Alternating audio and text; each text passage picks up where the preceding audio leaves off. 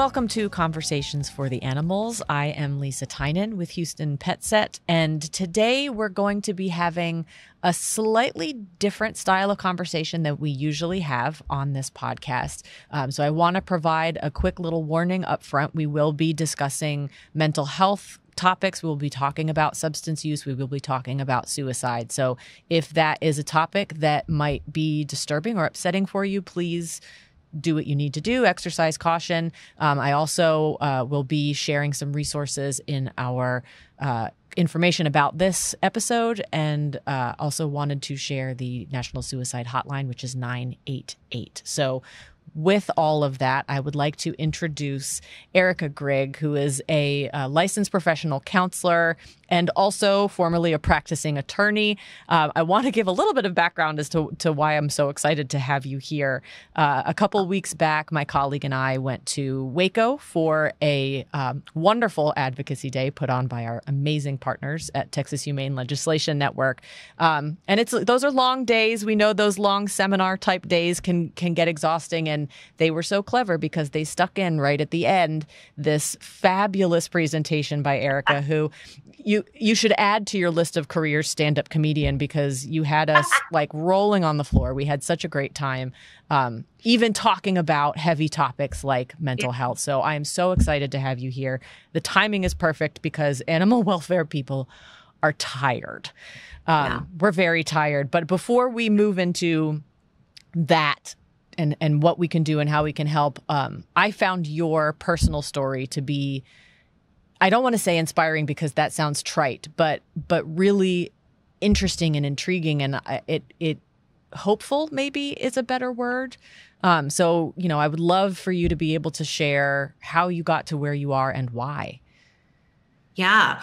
Well, thank you so much. And I certainly enjoyed presenting to that group. And I cannot think of a group of people that need to hear the take care of yourself, mental health matters message more than people that are doing animal rescue work. I mean, it's just, and we'll get into that later, of course. But yeah, so my own personal story, my first career was as a litigator, as an attorney, which is a stressful career. I worked particularly in wrongful death and civil rights, both areas of law. You see the worst of humanity.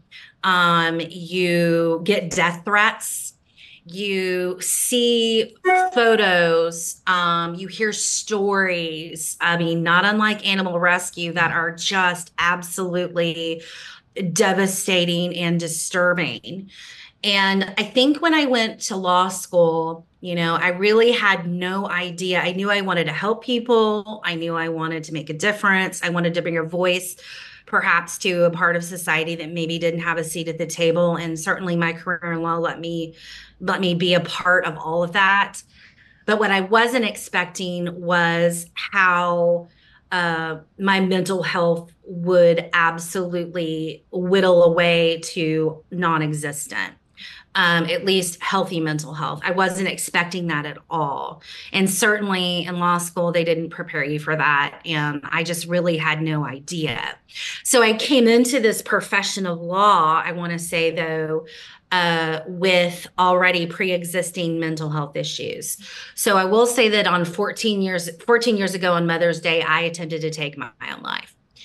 And it was a shock to my parents. It was a shock to people closest to me. It was a shock to my coworkers. And I'll tell you, 14 years ago, I knew I needed help. I knew I needed professional intervention.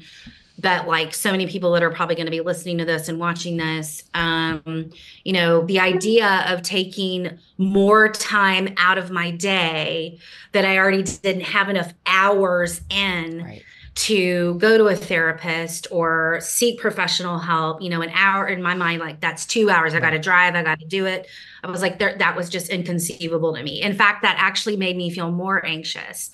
And so I didn't seek help. And some other things that I was contending with, and everyone that's listening today, we all have a stigma that we fight in whatever profession we're a part of, or whatever we're a part of. For me as a litigator, as a female litigator, The stigma that I thought was women are over emotional, Yep. women cannot take the heat of this profession. And I thought that if I came forward to talk about my mental health decline and my suicidal ideation, that my career that I worked so hard to build would be with school and everything, education, that it'd be over before it started. Yeah. If I came forward and asked for help, I thought that people would say, well, you don't need to be doing the work that you're doing. And the thought of that just wasn't acceptable to me either. And that was devastating to think about that. So I didn't come forward and ask for help. And what ended up happening was, and very early on in my life, I was struggling with mental health issues. I've always had up here what I call my hamster in the wheel, and he is always running. Yep. And a lot of us have that. It's not necessarily a bad thing. Like it's persistence. It's how we stay motivated. It's not necessarily a bad thing. But for me, and I now know it to be major depressive disorder, my hamster was saying things like, you're an idiot, you're a phony. If anyone knew who you really were, they would never love you. They would never accept you. And I now know that maladaptive narrative that I bought hook, line, and sinker to be major depressive disorder. And what's so interesting about that narrative, and this is why mental health can be so tricky, mental health disorders can be so tricky, is that nothing that hamster was saying, all those lies that I bought hook, line, and sinker, comported at all with what was going on objectively in my life. Right. And I think that's why so many people were surprised at my attempt, because actually 14 years ago was probably the most successful, like if you were looking objectively at what was going on with me, time in my life. I was getting obnoxious young attorney awards. I was in a really great relationship. My career was really taking off, but on the inside, I felt like garbage. It didn't matter what was going on the outside. On the inside, my message was, or what I was believing was, you're not enough. You're a phony. You're an imposter. Any minute now, they're going to figure out that you shouldn't be where you are. It was that messaging that, along with the stress and the anxiety of the job that I was doing, the kind of client contact I had, the content of what I was witnessing with clients. All of that just culminated in this suicide attempt 14 years ago. And after that attempt, though, it was, the secret was out, right? Yeah.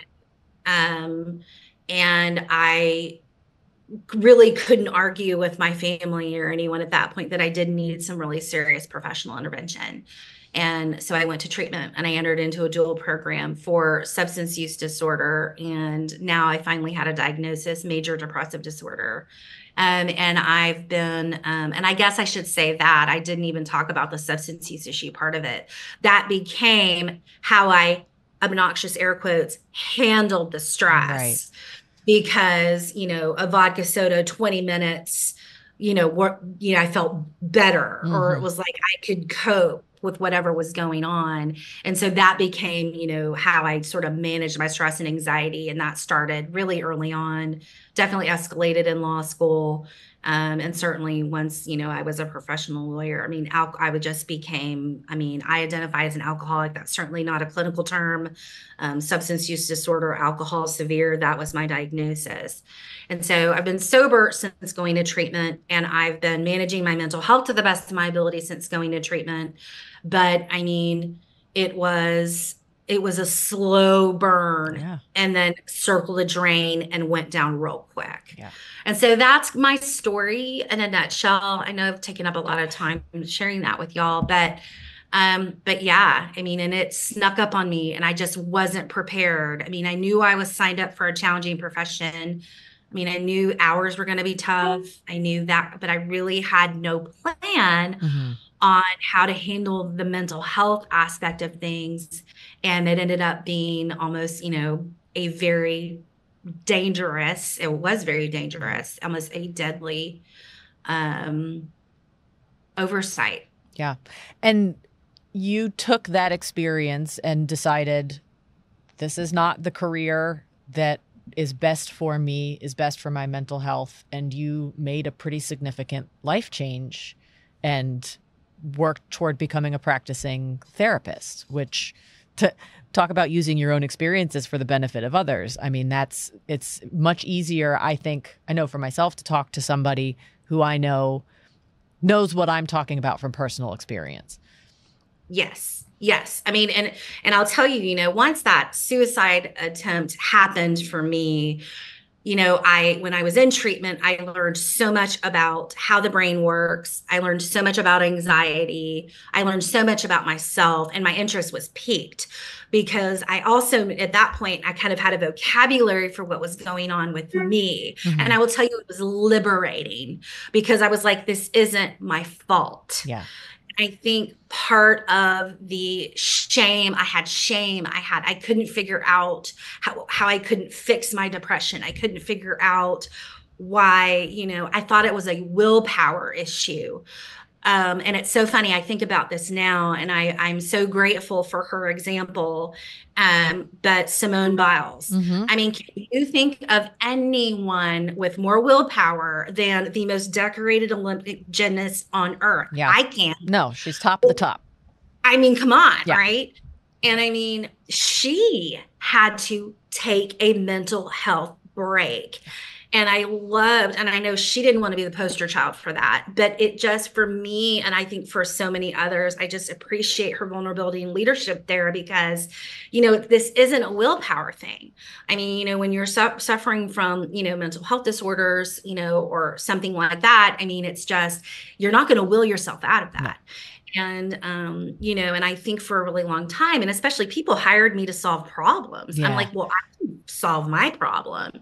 And that isn't the case. And I saw my inability to solve, my mental health problem, as a failure. And it actually, going to treatment, certainly, I was educated and I was like, well, you were never going to be able to solve this without professional help. You wouldn't expect a diabetic to solve their diabetes through willpower alone. It's the same thing.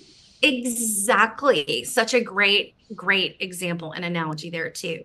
And so I think for me, yes, the transition began to happen as, from lawyer to therapist, was this education about myself. And then that awareness, taking that into my law world at that time and realizing how many attorneys were experiencing mental health challenges, and also the clients that I was helping were also experiencing, of course, mental health issues when you're dealing with civil rights and also wrongful death stuff. So I would just, the interest started there. I was like, there's something here that I feel like, I have a skill set for. And so here I am now. Which your clients are so fortunate. And those of us who have the opportunity to hear you speak, animal welfare is, number one, it is traditionally a female-dominated industry. And number two, much like you're talking about, the things that you see and the people you talk to haunting you, this is not a 9-to-5 that you finish for the day, you leave it at work, right, and then you go home and you're able to separate it. And even just recently, one of our partners reached out asking if we could recommend any resources for their staff, because half of their staff was asking to take time off for burnout, for compassion fatigue. It's such a relevant conversation, especially right now. I know you're in Austin, we're in Houston. Austin is in a different place in their animal welfare journey, I think, than Houston is. Houston is a nightmare, to be perfectly frank. And those of us working here are experiencing that as a waking nightmare every day. And I have seen so many strong, motivated, dedicated people very publicly admit that they are not doing well. And one of the wonderful things I think that I took from your presentation last month was that there are different coping mechanisms for everybody. There's no one blueprint that any person can follow that will fix it, but you have to find what works for you. And I would love if you could talk through some of we don't want to call them coping mechanisms, because ideally you are not just coping, you're addressing the problem, but things that people can do to help themselves that don't require, hours and hours of time. And if they, obviously seek help if you need it, but if you're not there yet, what are some things that people can do to help themselves?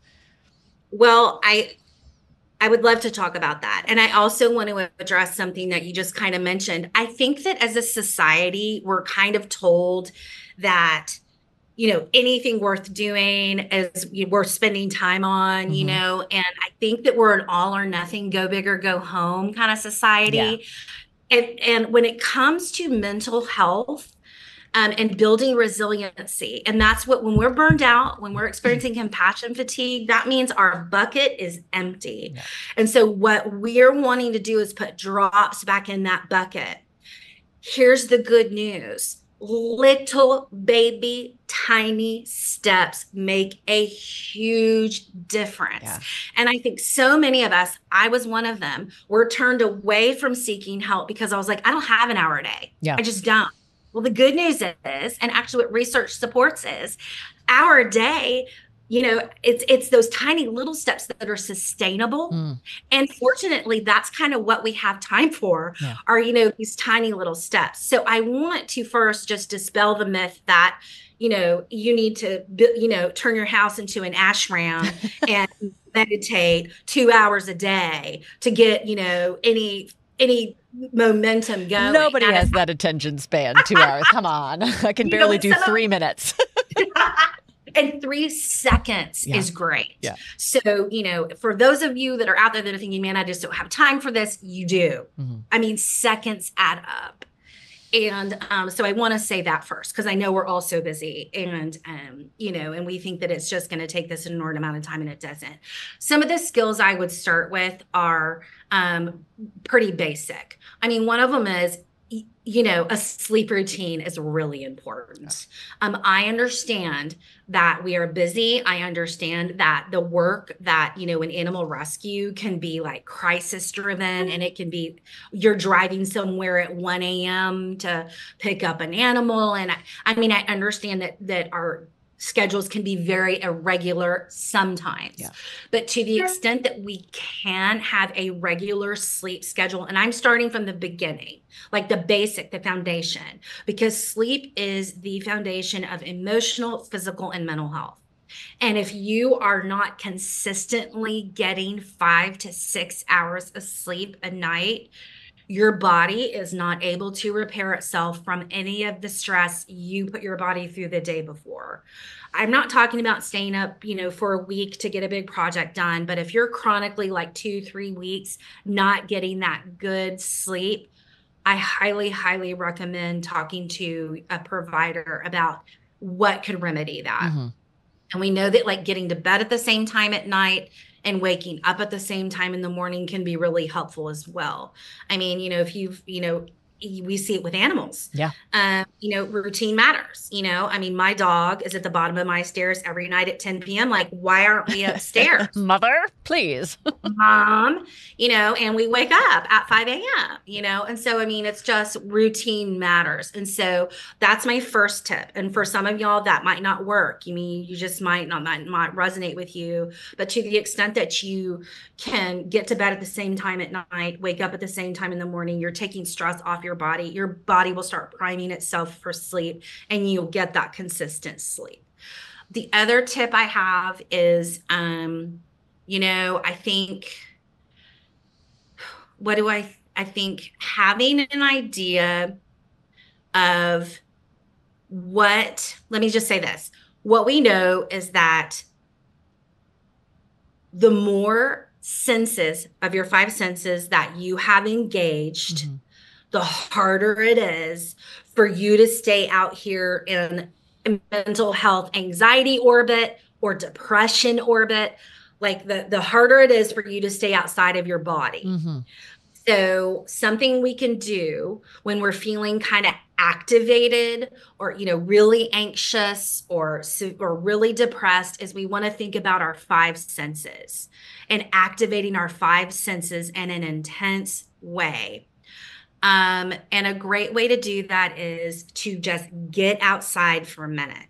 And I'm not talking about an hour hike. If you can, great. But this could just be walking to get your mail and back, and thinking to yourself, what am I seeing? What am I smelling? Oh, I'm seeing the cute puppies on leashes. Oh, I'm smelling the mountain laurel. Oh, I'm feeling the humidity. It's Houston. I'm feeling the humidity on my face.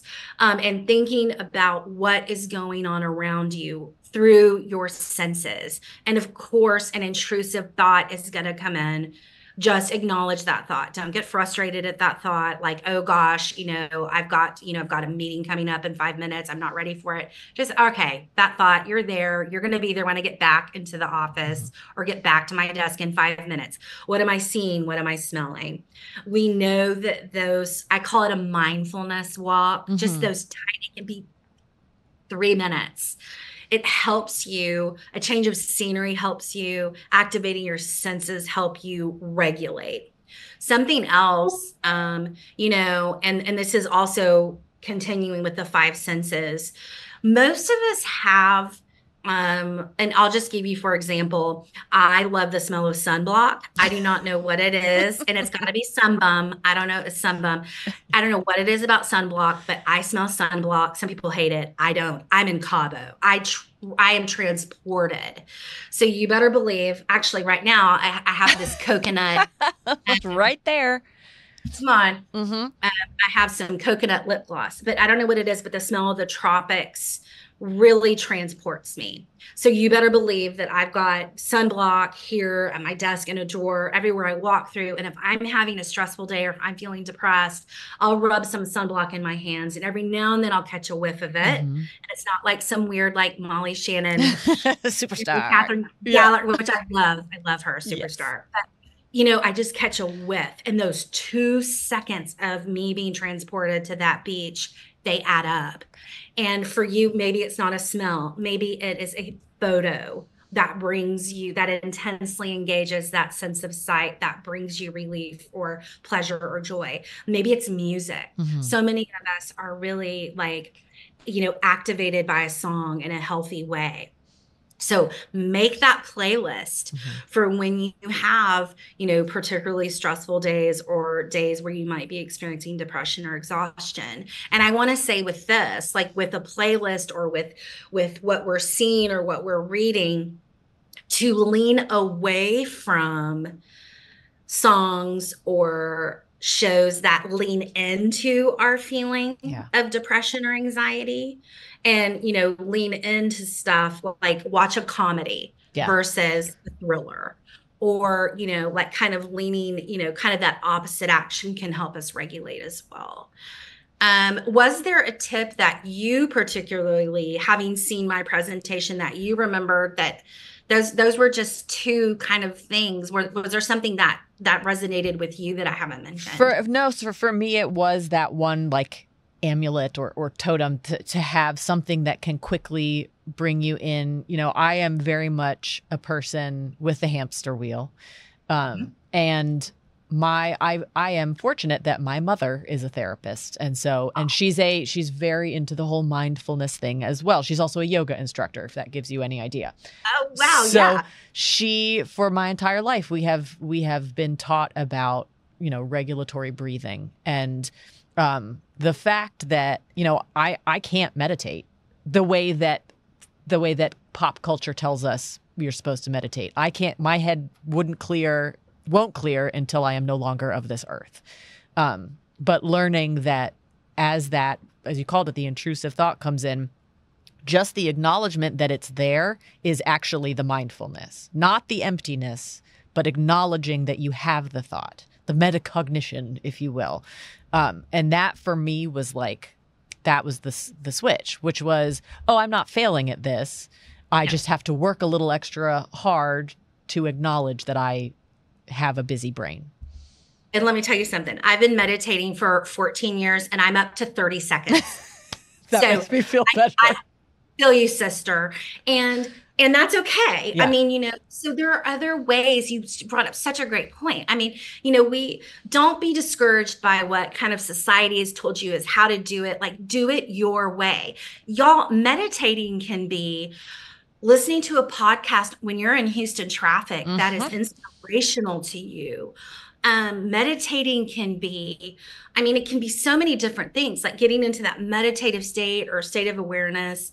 I mean, it can mean so many different things. Like I said, it doesn't have to be the ashram. Yeah. I mean, it can be so many different things, and we get creative with it. And that's another thing I want to say too is I know that we know, or I think a lot of us know and have heard just growing up, and our culture supports, and it's true that exercise is really good I mean, it produces endorphins and it really helps us get out of fight or flight, which so many of your volunteers are. They're just always in fight or flight. And kind of when you're always operating in that crisis mode, or when you're part of this culture that it is deadline sensitive. Our amygdala can just get hijacked. And the amygdala it's that fight or flight. It's what, when we were drinking from the same watering holes as a saber-toothed tiger, it's what told us, get out. Yeah. Right. And so that, our amygdala kind of gets, it can hijack us when we're just, even in normal life, like when we're not volunteering, it can just kind of be where our brain goes first.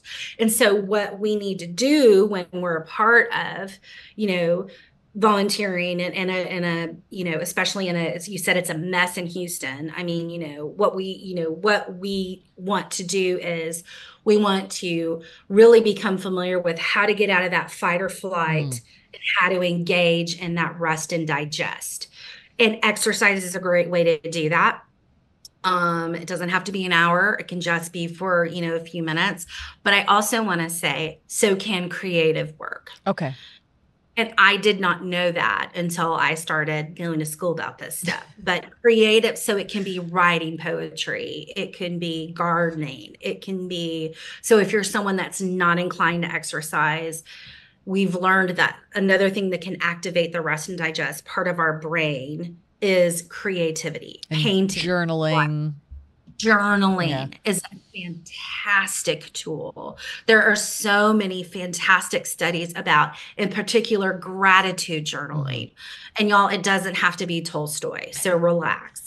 It's just, I mean, it can be. I mean, if that's you your jam, are inclined, do it. Go for it. War and Peace. Let's do it. But I mean, if it can just be just jotting down 3 things at the end of your day that you're grateful for. And if I remember correctly, there's one study that shows, and this is just after 2 weeks of journaling about gratitude, this particular population, 25% of them, after just 2 weeks of writing 3 things down at the end of the day, 25% of the people in that study were sleeping better. Their quality of sleep had improved. And I mean, once your sleep improves, it's like a domino effect. Right. Like you have more energy. And they were exercising more because they had more energy. And so for me, that I'm so glad you touched on that gratitude journaling. Journaling in general can be such a great tool to help you just kind of get out of this sort of, anxiety, depression, burnout orbit and get in touch with, just it's reframing your brain and downloading it.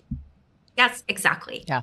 So I want to make sure that anyone who's listening or watching who is maybe identifying with some of this, but isn't sure, what are some signs, what are some symptoms of compassion fatigue, of burnout, and particularly when should someone seek help? When are we past the point of working through it by ourselves and reaching out to a professional?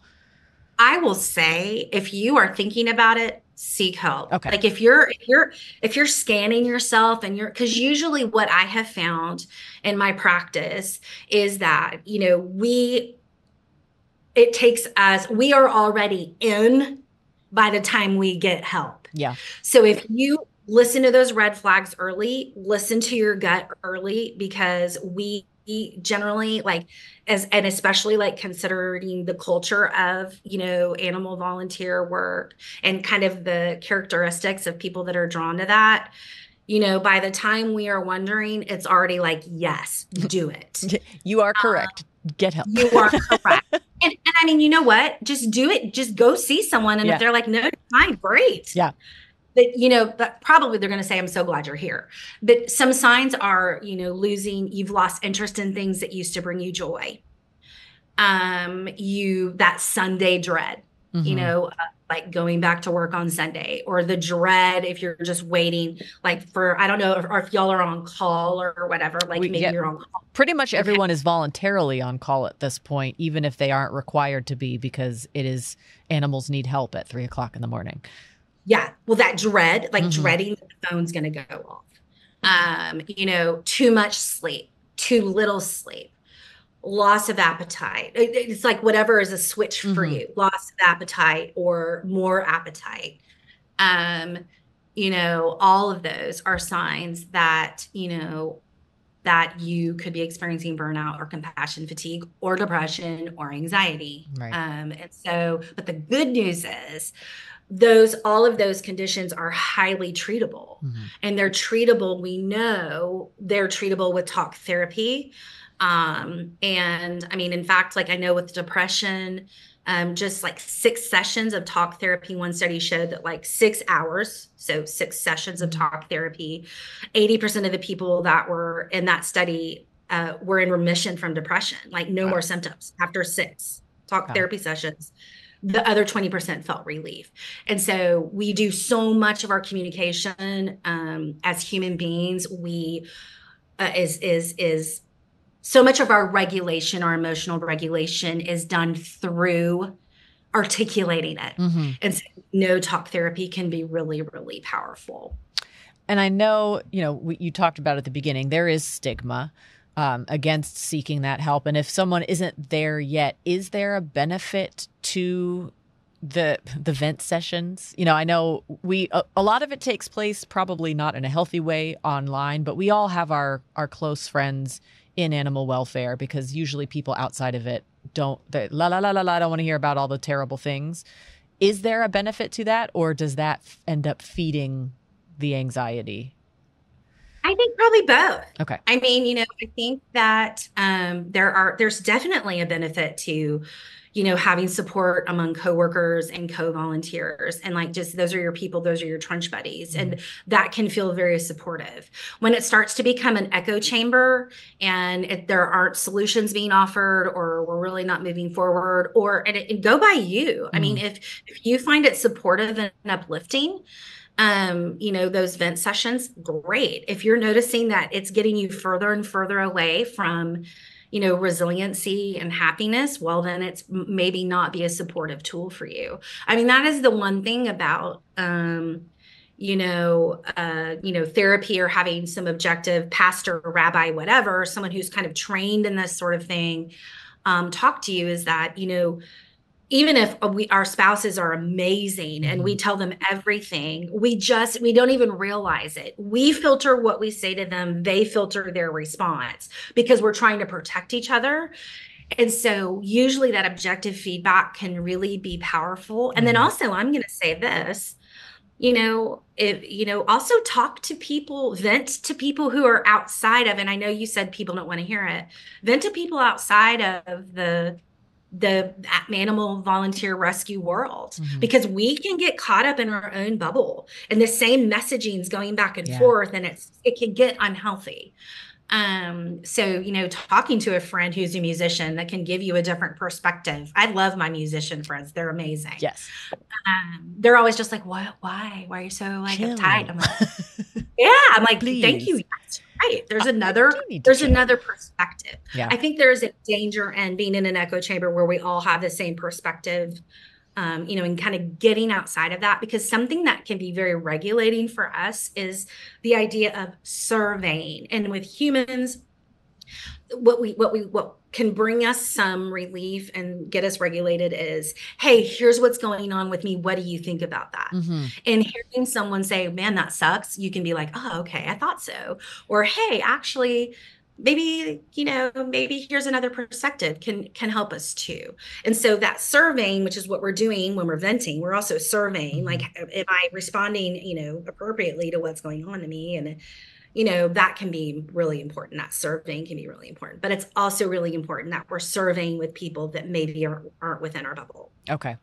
Now, there might be some people listening or watching who get mad at me when I talk about this particular thing, but there is a culture very much in animal welfare, but really across the board, of drinking as like socially acceptable when you are stressed out. I know so many people are like, well, time for my daily bottle of wine because, we didn't save that dog today. And there are memes and there are shirts and there are bags that say like wine mom and things like that. When does somebody need to be concerned? I guess maybe the question is like, does somebody approach a friend where they're like, I think your drinking as a coping mechanism might be starting to be unhealthy. Yeah. I mean, I think whenever we're, worried about someone, whether it's, drinking or, mental health or whatever, we're direct and we say, and we come to them like having observed it, it's not so-and-so told me this, but, Right. I've observed this. And this isn't like you're missing deadlines or, you're dropping the ball. And I mean, and I'm just worried that, that your alcohol use might be affecting this. I mean, I want to bring it to your attention. We're direct. And, I think, what, for me, my part of my story is, I'm in recovery and alcohol was my drug of choice, is that, when it starts to affect your personal life, your work life, when it's your social life, when those things start to get disrupted, that's definitely a time to look at your alcohol use and think, how is this serving me? And am I using this to escape? Am I using this, which is what I did. I mean, I used it to escape, to kick the can down the road and to escape and to just, it did. And so I think it's when you see it that it is, it's affecting, it's interrupting, it's creating discord in any of those areas of your life. I think it is time to look, and think about like, how much time are you spending on it? Like, I mean, are you spending a lot of time planning, to drink, like how out of your way are you going to get, that's something to think about too. Okay. But, usually it's just like looking at the areas of your life and thinking, okay, like, how is alcohol or drug use or whatever affecting this? Okay. So I want to conclude with action items, of course, because we love to give people, tips and tricks and what to do. How do you find a therapist? How do you find somebody to talk to either in person? I know a lot of folks now do telehealth, which can be a really good option, especially for really busy people. How do we take that next step? Well, I want to say back up a little bit. I'm going to tell you that. But first, I want to say, look, if anyone is listening, watching, whatever, and you're like, man, I tried therapy and it sucked, or I went to therapy and it was so weird, give it another try. Yeah. Like we've all had, experiences. I certainly have where I'm like, what? Oh my gosh, no. I mean, it's really important to find someone you vibe with. Yes. I mean, and it's like blind dating, some are just not going to work and some you're like, okay, well, maybe. And I just want us to approach therapy that way as well. It's like, don't think the first person you call that has an opening that you've got to make it work. And stay with them forever. Exactly. Yeah. You can divorce your therapist too, by the way. And yes. I've done that. And, but a great place to look would be, it's psychologytoday.com. Psychologytoday.com. Why I love it is, and most therapists, I know I'm on it, but My mom's on it. Oh, your mom's on it. There you go. It's a great, and what's great about it is you can enter your zip code. You can, when you type in psychologytoday.com, it'll pull you up and there's a little button you can push that says find a therapist. Click on it. And then there are so many different filters that you can set, like what kind of insurance you have. What, if if you have particular cultural interests that you're looking for, your zip code, someone that's close to you, but it's such a great way for you to find what you're looking for, versus going like, there's not a phone book anymore, but I guess, I'm going to use that reference because I'm old and there used to be phone books. Like going through the phone book and being like, boom. Yeah. So use their psychologytoday.com and you can filter it, and you can look at their different profiles. You can call people. And that's another thing I want to say. Please ask for a free consultation. I think that's so important for the therapist and the client. Y'all need to figure out if there's a connection, if it's a good fit. In fact, I will not take a client until we've visited on the phone for a minute first. And I want y'all to know that is a very acceptable, expected thing as a therapist for someone to say, can we set up a consultation before I, set up an appointment? And I think that's actually a really important step. And it can mitigate you in ending up with a therapist that you're like, what? Yeah. This was not a good match. So Psychology Today is somewhere where I would absolutely look, no matter where I was in Texas. And is it beneficial to find somebody who specializes in burnout, compassion, fatigue, or is this a particular thing that anybody could help with? I think it's a pretty general thing that most therapists can help with. Some people may have, and it'll probably say in Psychology Today in their profile, they may have like particular training in this or something like that. And if that is important to you, absolutely, that's fine. But I do think that, most therapists are equipped to, it's so prevalent. I would be shocked if most general therapists weren't able to help you with compassion fatigue or burnout. Yeah. I will say from personal experience, having loved ones who have struggled with substance abuse, that is a specialization. And I think if that's, if you are experiencing it or someone you love is experiencing it, then I do think finding someone who does specialize in that can be incredibly beneficial, because if they don't specialize in it, they can have some pretty, out of date or unhelpful thoughts about it. I agree with that. And I am an LCDC. I'm a licensed chemical dependency counselor. And so, and I absolutely agree with that. I think, yes, there are certain mental health disorders that I do believe would require specific training. PTSD is one. I think grief is important too, but I think anxiety, depression, I think that you're going to be okay. But always, do your homework. It's going to save you time in the end, and it's going to make your experience better. But yes, for sure. It's like addiction, PTSD, trauma like that. I think definitely like making sure there's some certification there and training there is really important. And you said a word that triggered a thought, which was grief. And I think something that we don't necessarily recognize as much for the people working and volunteering in this space is that we are all grieving all the time, because animals are suffering, people are suffering, and prolonged grief, not great for you. We have a tendency as humans to cope with it poorly. So I think if nothing else resonated with what we said, talking about mental health, but you feel like you are grieving all the time, that might be your personal, mountain that you need to climb and conquer. So I love, I initially thought I was going to be a therapist, and then I made like a sharp turn into animal behavior. But I love this stuff, and I love talking about it, and I was raised learning about it. And I'm appreciative that you took the time. I know we got to let you go because you have a client coming soon. I do. You actually have a real job. But I hope that we are helping to kind of break down some of the stigma for people. You don't have to suffer in silence. There's no like you get a special award for suffering the most. And in fact, the more you suffer, the less good you'll be able to do for the animals. So, and you're right. I think we've grown up in a culture that tells us it's virtuous to put ourselves last. And that is, for me, it was almost deadly. And that's actually a very dangerous perspective. And, you are not alone. So many people are experiencing, anxiety, grief. Of course you are doing the sort of work that you're doing. You're human. You're not a robot. But it's really important that we have a plan and we think about it and we don't wait until we're in the moment of crisis to get that help, because we're a sponge when we're not in crisis. When we're in crisis, we're just trying to survive minute to minute.